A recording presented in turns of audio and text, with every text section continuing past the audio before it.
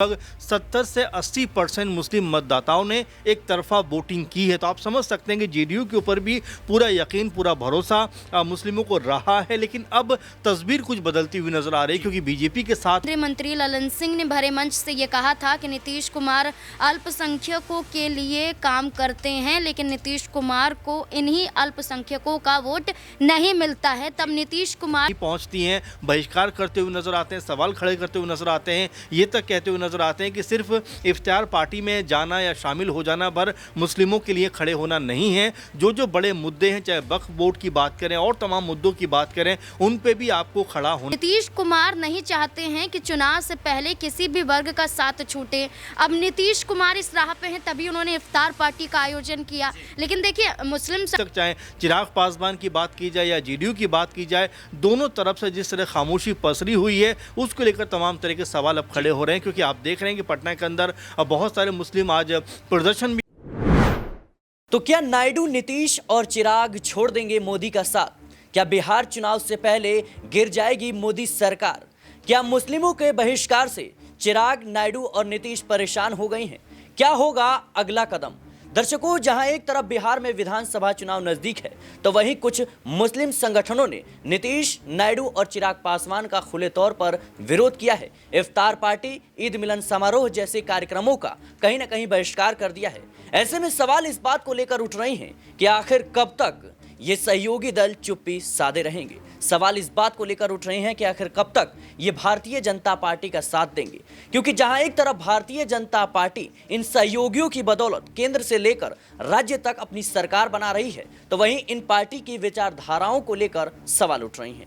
क्योंकि जहां एक तरफ भारतीय जनता पार्टी पर ये आरोप लगते हैं कि ये हिंदुओं की हितैषी पार्टी है, और विपक्ष लगातार इन पर इस बात को लेकर हमलावर रहता है कि ये कहीं ना कहीं मुस्लिमों को तंग करने का काम करती है, तो वहीं दूसरी तरफ नीतीश कुमार, जो सुशासन बाबू के नाम से जाने जाते हैं, चिराग पासवान जैसे नेताओं को ये कहा जाता है कि कहीं ना कहीं ये सेकुलर नेता हैं और इन तमाम चाहे वो दलित हो, अल्पसंख्यक हो, मुस्लिम हो, सभी को साथ लेकर चलते हैं। लेकिन बीते कुछ वक्त से इन नेताओं की आइडियोलॉजी पर सवाल उठ रहे हैं कि आखिर ये क्यों भारतीय जनता पार्टी के कुछ ऐसे फैसलों का साथ दे रहे हैं जो कहीं ना कहीं मुस्लिमों को बेचैन कर रही है, मुस्लिम विरोधी फैसले हैं।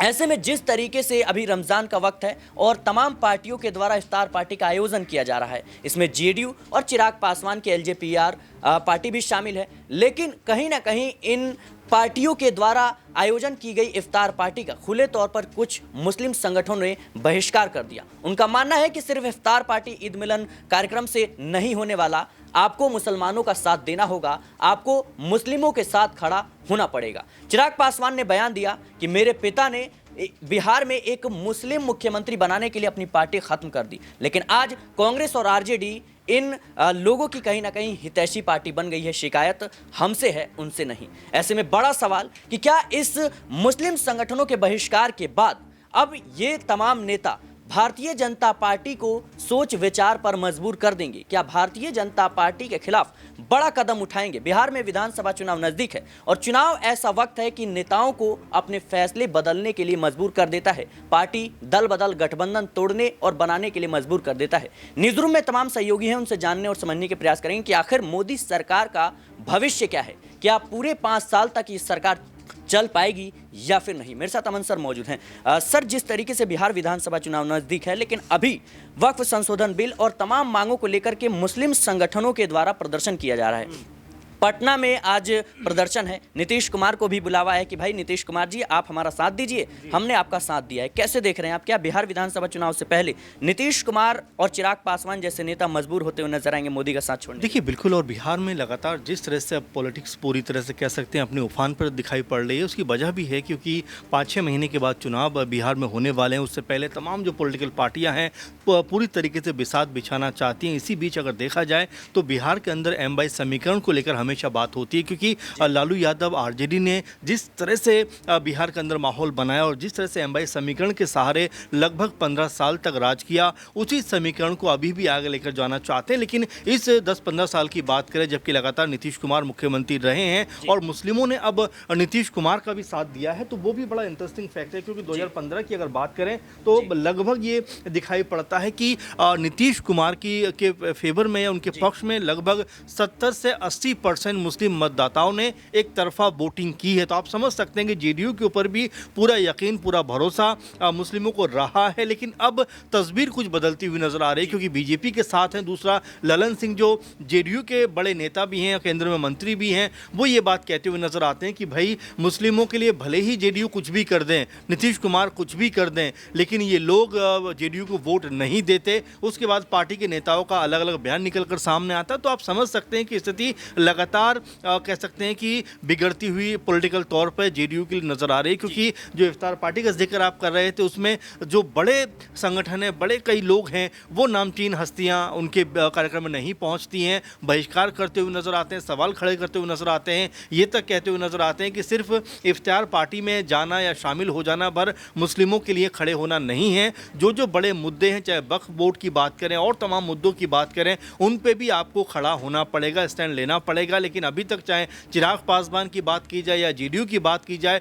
दोनों तरफ से जिस तरह खामोशी पसरी हुई है, उसको लेकर तमाम तरह के सवाल अब खड़े हो रहे हैं। क्योंकि आप देख रहे हैं कि पटना के अंदर बहुत सारे मुस्लिम आज प्रदर्शन भी कर रहे हैं वक्फ बोर्ड में जो परिवर्तन किया जा रहा है उसको लेकर, और तमाम तरह से ये मांग कर रहे हैं कि जेडीयू को और एलजेपीआर यानी कि चिराग पासवान को अपना रुख स्पष्ट करना चाहिए। अगर वो अपना रुख स्पष्ट नहीं करते हैं तो आप देखिए कि यहाँ पर मुस्लिमों का जो तबका है, जो एक बड़ी कह सकते हैं यहाँ पे कम्युनिटी नज़र आती है, 17-18% यहाँ पर वोट बैंक मुस्लिमों का नज़र आता है, यानी कि 1.5 करोड़ के आसपास वोट बैंक है। अगर ये आरजेडी के पक्ष में गया, महागठबंधन के पक्ष में गया, तो बड़ा मुश्किल हो जाएगा संभालना। जो लगातार सत्ता में आने की बात कर रहे हैं, वो सपना टूटता हुआ नीतीश कुमार का बीजेपी का नज़र आ सकता है। बिल्कुल दर्शकों, जाहिर सी बात है कि जहां एक तरफ भारतीय जनता पार्टी की सरकार वक्त संशोधन बिल को पास कराने के लिए पुरजोर कोशिश कर रही है और कहीं ना कहीं इससे मुस्लिम संगठनों में नाराजगी है, उन पार्टियों के खिलाफ जो कहीं ना कहीं खुद को सेकुलर बताते हैं, उन नेताओं के खिलाफ जो खुद को सेकुलर बताते हैं,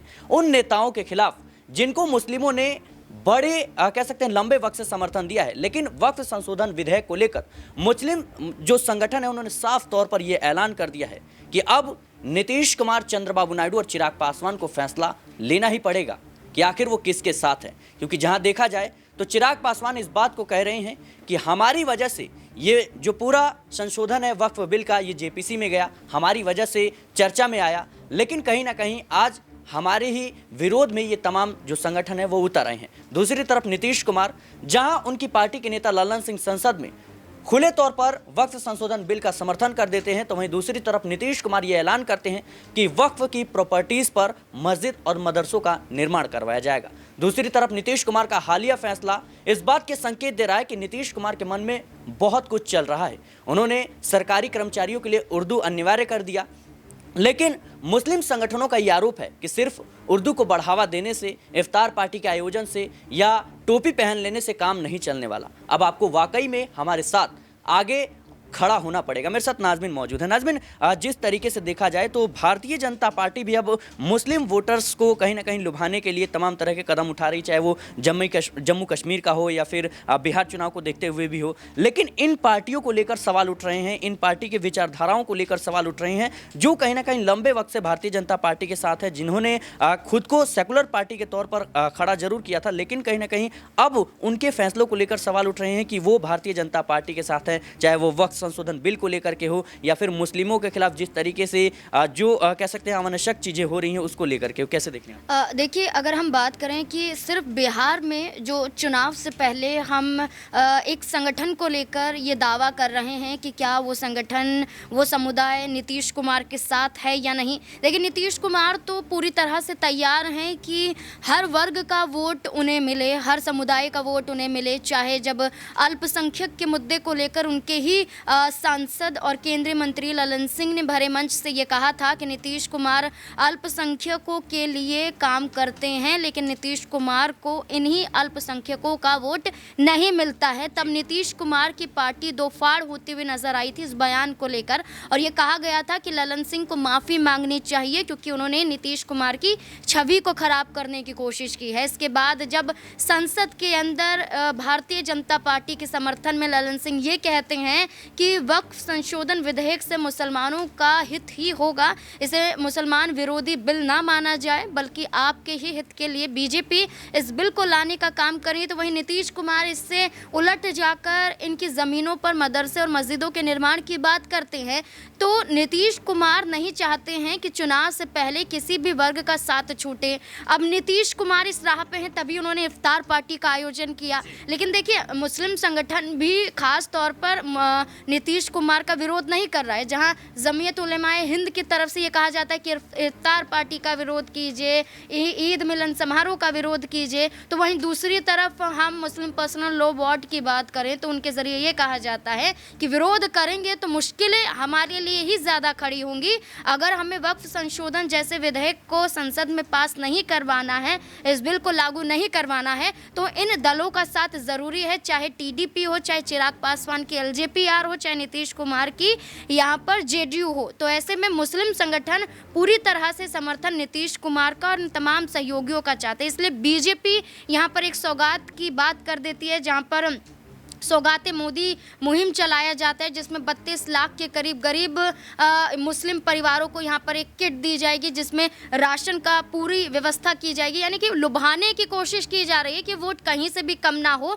लेकिन नीतीश कुमार पूरी तरह से तैयार हैं कि महाराष्ट्र में आपने दलों को बांटा, आपने वर्गों को बांटा, लेकिन बिहार में ना दल बटेंगे, ना वर्ग बटेंगे और ना ही कोई धर्म बटेगा, सब मिलकर साथ चलेगा। और यही वजह है कि नीतीश कुमार आज जिस स्थिति में है उसका ये कारण है कि उन्हें विश्वास है कि चाहे कितना भी विरोध हो जाए, लेकिन नीतीश कुमार का साथ नहीं छूटने वाला है। जाहिर सी बात है दर्शकों, बिहार में विधानसभा चुनाव नजदीक है। ऐसे में सवाल इस बात को लेकर उठ रहे हैं कि क्या नीतीश कुमार, चिराग पासवान जैसे नेता अपनी पार्टी की आइडियोलॉजी बचाने के लिए क्या वो भारतीय जनता पार्टी के साथ समझौता करेंगे? क्या बीजेपी के साथ इस बिल को लेकर बातचीत करेंगे? क्या मुस्लिम वोटर्स को छिटकने से इनकी नाराजगी दूर करने के लिए क्या भारतीय जनता पार्टी के खिलाफ ये तमाम नेता कोई कदम उठाते हुए नजर आएंगे? क्योंकि चंद्रबाबू नायडू तो निकल गए, क्योंकि देखा जाए तो अब तेलंगाना में विधानसभा के चुनाव, तो देखना होगा कि अब नीतीश कुमार और चिराग पासवान का अगला कदम क्या होता है। फिलहाल के लिए इस रिपोर्ट में इतना ही।